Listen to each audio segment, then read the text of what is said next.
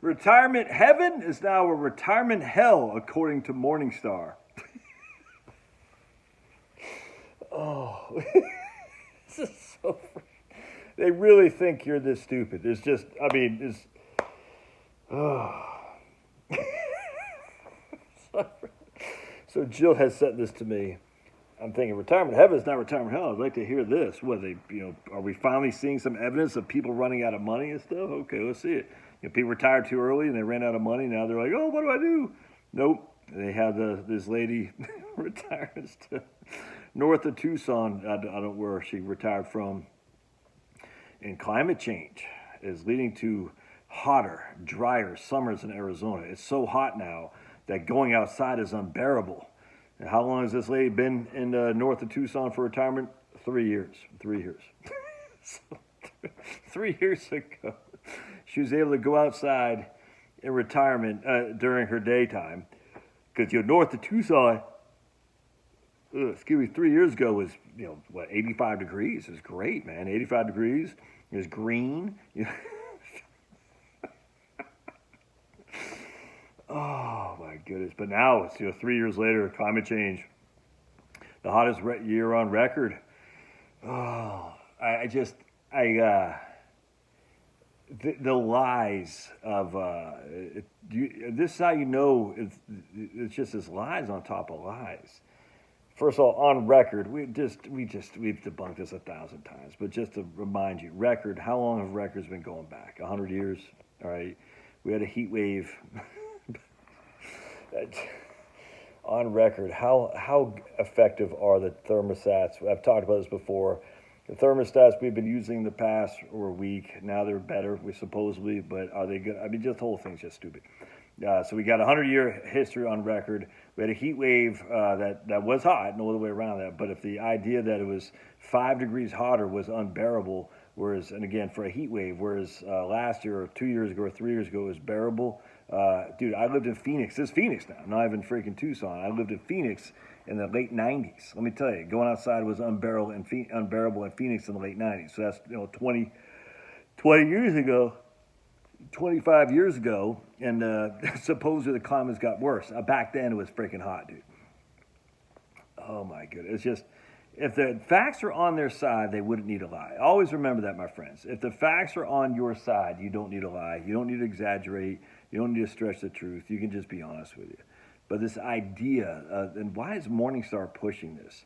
That climate change, and again, of course, is always going to be CO2 is the driver of this. And I'm sitting there and I'm watching these ads on by Delta and the cruise lines now who are very big, like, we're going carbon neutral. I'm like, it's so stupid. You're not going carbon neutral, Delta. So Delta thinks by having recyclable straws and things like that, they'll be carbon neutral. It just is so freaking dumb. And then the cruise lines, dude, if you're on a cruise, if you're flying in a Delta plane and you take Norwegian cruises, I don't even care which one it is, you are not green if green means reducing carbon dioxide. You're just not. I mean, you'll no way. I don't care if you drive an electric vehicle. I don't care if you freaking, I don't care if you're on a sailboat. I don't care if you use recyclable straws. If you're flying in an airplane and you're taking a cruise ship, you're inherently not green. If green means you're trying to reduce your CO2. Because CO2 is the offshoot of using those two methods of transportation. It's just a fact.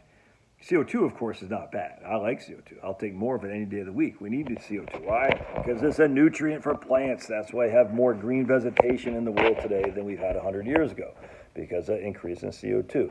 No one is going to sit there and say CO2 hasn't increased. The parts per million of CO2, I don't think it's quite 400 parts per million, but it's up there, whereas 100 years ago it was like 250. So what's the right number of parts per million for CO2? What's the correct amount? Is it 200? No. Is it 400? No. Is it 800? No. We don't know. We don't know what it is. It's still silly.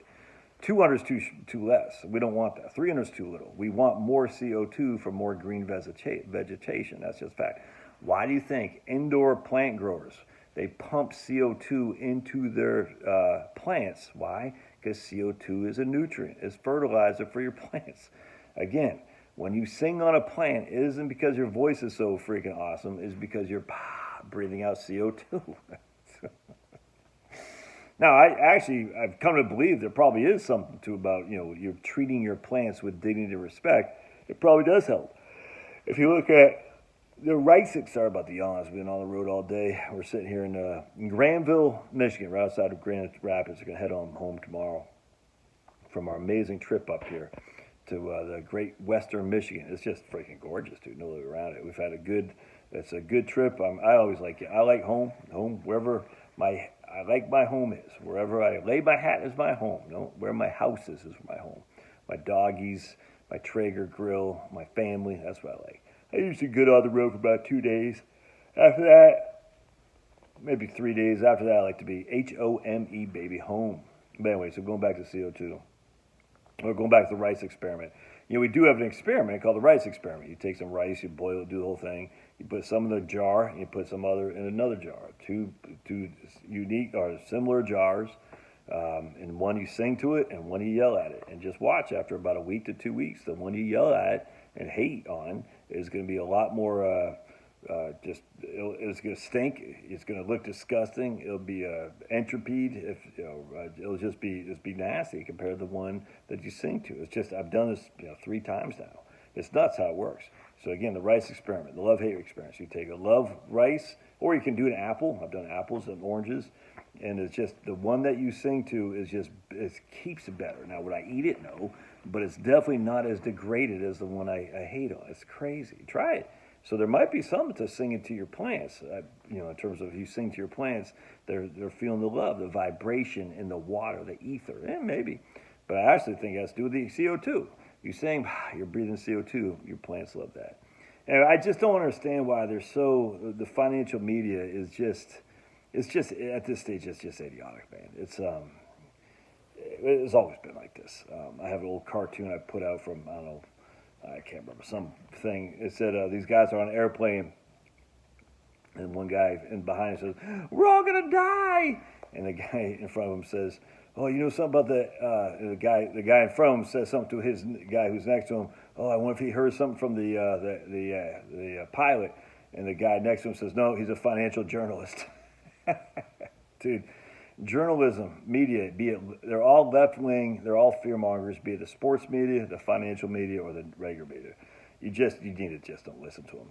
They're not bright people. They preach on fear mongering, and they want to get in the New York Times. This is their whole point of being a journalism. They want their stories to get in the New York Times. And how do you get in the New York Times? You write stupid stuff because the New York Times is run by idiots. That's all there is to it. All right, we'll see you.